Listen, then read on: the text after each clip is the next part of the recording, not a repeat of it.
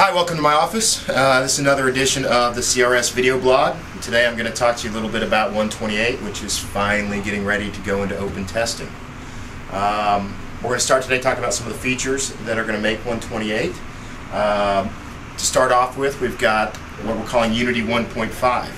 As we've been working on Unity 2, which we're hoping to put into alpha starting at the first of next year, we've taken a lot of the performance enhancing features out of there and brought them over into Unity 1, so we'll give us Unity 1.5. Right now you can see I'm profiling the flight, which is a little performance evaluation, and we've had some really nice results from this. On our test systems here, we've seen frame rates through major battles go up by as much as 50%.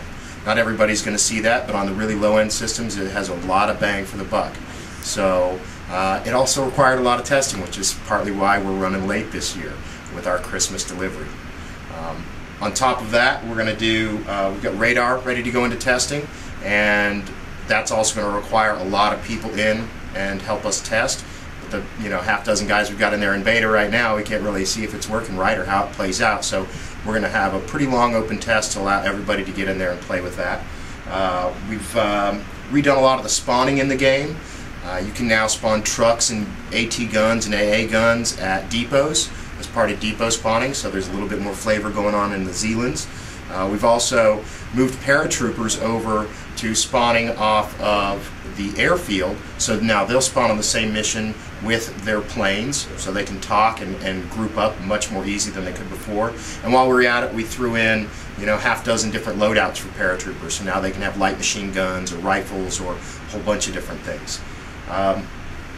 Vehicle markings are also making it into 128, and this is really kind of a realism flavor thing more than anything else, but what it does is we took a bunch of historical type markings and applied them to the different vehicles in the game, so that depending on which brigade your tank spawns in, it'll have a different icon or a different colored number.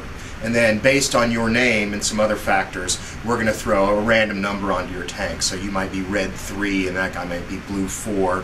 It won't really uniquely identify you to the enemy, but the vehicles look so much more realistic when you look at them, and they look just like they look in the photographs. The British planes all have letters, where the French ones all have icons. So really a nice immersion factor with that one.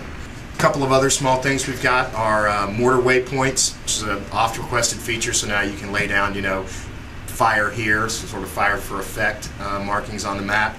And we're doing a sound audit, thanks to Mike and George H. As always, guys, we really appreciate it. They've improved a lot of the sounds in the game, and it really, really pops. So hopefully you guys will get your first look at this next week when we go into open test, and we hope that everybody will come join us for that.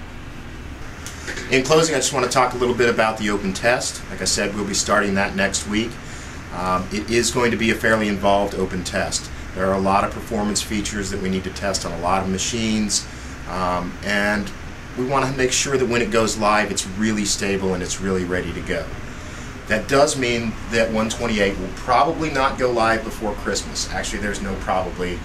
I don't want to go away for a week's vacation with all the rest of the rats to see family and friends, not knowing that the patch is perfect on its release day and that if there are any issues over the holidays. So we're going to leave open testing up through the holidays.